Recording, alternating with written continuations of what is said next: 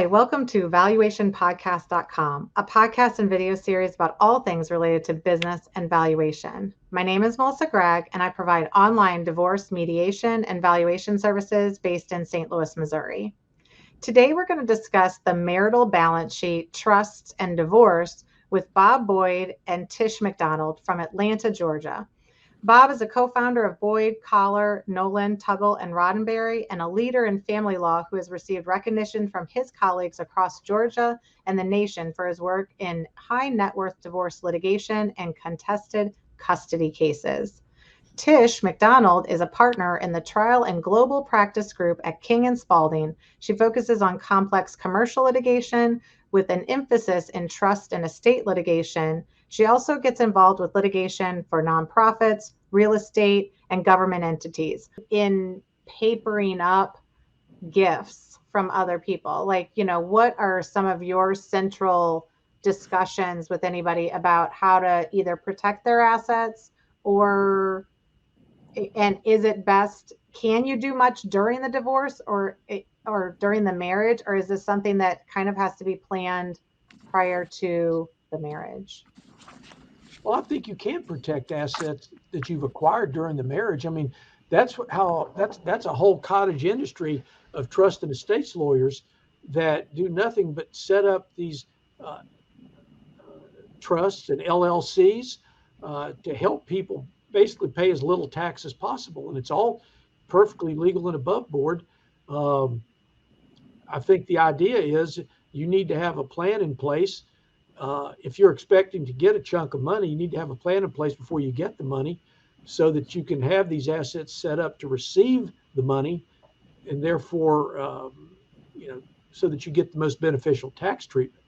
Mm-hmm. But that's about the extent of my advice when somebody asks me that is, hey, you need to call so-and-so. This is way out of my bailiwick. Right.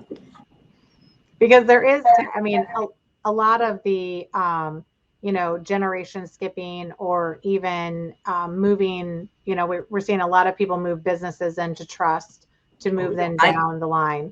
I think that all of that kind of things, or if you know that there's some inheritance coming during the marriage, I think it does become important, the trail that money takes. And so if grandma, you inherit $100,000 from grandma and you just take that check and put it in your joint bank account, you might encounter some issues. Not necessarily, because you can still trace assets, right? And that's what financial people come in to do. But I think that, the purpose of this is to say you need to, it is important. It's important how it comes to you. It's important what you do with it, where it is contained, and all of those things have their issues. That we could do another podcast on this, but I would just say very quickly, I tell my clients, if you've got separate assets coming into the marriage, keep them separate. If you get anything during the marriage, keep it separate, because I can only speak for Georgia in this case. If you title it in joint names, you're going to have a hard time, because the presumption in the law is you've created marital property. Yeah. You've made a gift to the marriage, and that's going to be hard to beat. So if you want to consciously, put that $100,000 into a joint account, know that it's probably gone. If you or in a repair of a house, right, Bob? That's even more so in the repair of a house. Mm. Yeah. Mm-hmm.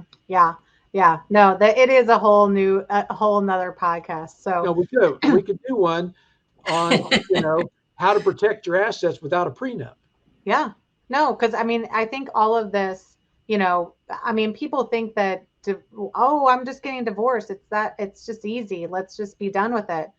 But there is a lot of different nuances that you just need to be aware of. But I think for the purposes, we've really attacked trust in this. We've really kind of given people a good basis. I think we do need to talk about separate assets and separate income and income on separate assets. Like all of those do have nuances.